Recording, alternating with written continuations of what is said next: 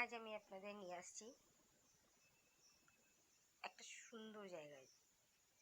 জায়গা বলতে আমি ট্রেনে করে ফিরছিলাম, তো তখন দেখলাম সোন নদী, যেখানে সোনপুরের মেলা লাগে আর কি। আগে শুনতাম ছোটবেলায়, সবার মুখে গল্প শুনতাম সোনপুরে নাকি যে মেলা হয়, সেই মেলা 1 মাস যাবৎ চলে। আর সেই মেলাতে নাকি হেন কোনো কিছু নেই যে যেটা বিক্রি হয় না, এমনকি মানুষ পর্যন্ত বিক্রি হয় ওই সোন নদীতে।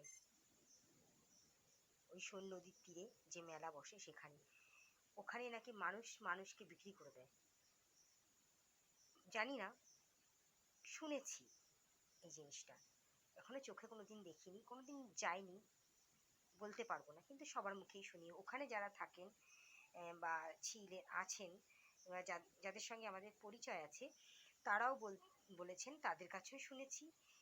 আর মানে আমাদের এদিকে যারা থাকেন, আমার বাড়ির লোকেদের কাছে, মা বাবা, দিদা দাদু যারা আছেন, যারা বয়োজ্যেষ্ঠ, তাদের কাছেও শুনেছি যে ওখানে নাকি মানুষ বিক্রি হয়। মানে এরকম জেলখানার মতো করা থাকে, তার মধ্যে ছেলে মেয়ে, বাচ্চা, বুড়ো, সব রকমের মানুষ থাকে। নিলামি লাগে তাদের। এই যে জায়গাগুলো দেখছো, এই জায়গাগুলোর মতো যে জায়গাগুলো আছে, মানে সোন নদীর পাড় যেটা বলি আমরা, সেই পাড়ে সব বড় বড় বড় বড় দোকান বসে।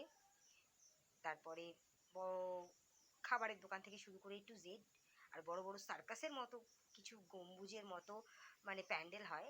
আমি যেটা বাইরে থেকে দেখেছি, মানে ট্রেনে বসে যখন আসছিলাম ট্রেনে করে ওপার থেকে, ট্রেনের মধ্যে থেকে দেখেছি বাইরের দৃশ্যটা।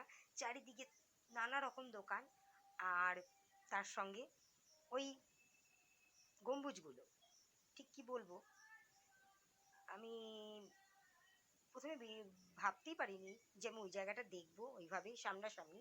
হয়তো যাইনি, কিন্তু একদম সামনাসামনি, একদম ক্লোজ, ঠিক এই যেরকম দেখতে পাচ্ছ নদী, ঠিক এরকম ভাবে দেখছিলাম। তো যাই হোক, তোমাদের নিয়ে আসলাম। যা কেমন লাগলো তোমাদের এই ব্যাপারটা জেনে, একটু আমাকে বলবে সবাই।